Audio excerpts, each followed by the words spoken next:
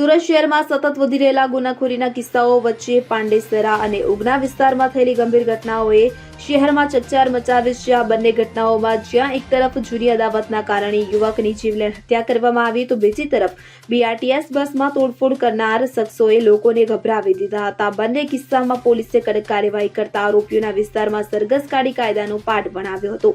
સમગ્ર જાણકારી અનુસાર શહેરના પાંડેસરા વિસ્તારમાં ગત 26 ડિસેમ્બરની રાત્રે એક જઘન્ય હત્યાનો બનાવ બન્યો હતો। 26 વર્ષના દીપક રવિન્દ્ર સાવની 5 શખ્સોએ મળીને કાતર વડે હત્યા કરી નાખી હતી। હુમલામાં દીપકના ગળા, છાતી, પીઠ અને મોઢા પર ઘાતક ઘા માર્યા હતા અને ઘટના દરમિયાન દીપક તેના મિત્ર દીપકસિંહ ઉર્ફે બાટલા સાથે હેલ્થ સેન્ટરના ગેટ નજીક બેઠો હતો ત્યારે હત્યા માટે આરોપી કૃષ્ણા તિવારી અને મનીષ પ્રજાપતિ પોતાની જૂની અદાવતને કારણે દીપક સાથે બોલાચાલી બાદ ઝઘડો કરી બેઠા હતા।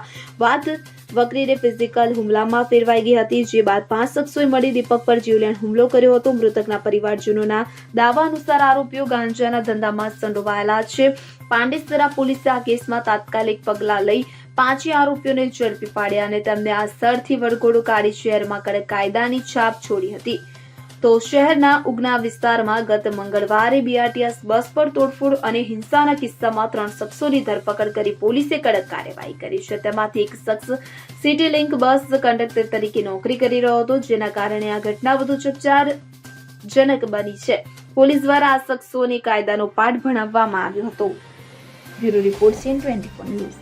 હવે જુઓ દેશ દુનિયાની તમામ ખબરો તમારી આંગળીના ટેરવે। ઉઠાવો મોબાઈલ અને ગૂગલ પ્લે સ્ટોર પરથી ડાઉનલોડ કરો અમારી CN24 ન્યૂઝ મોબાઈલ એપ।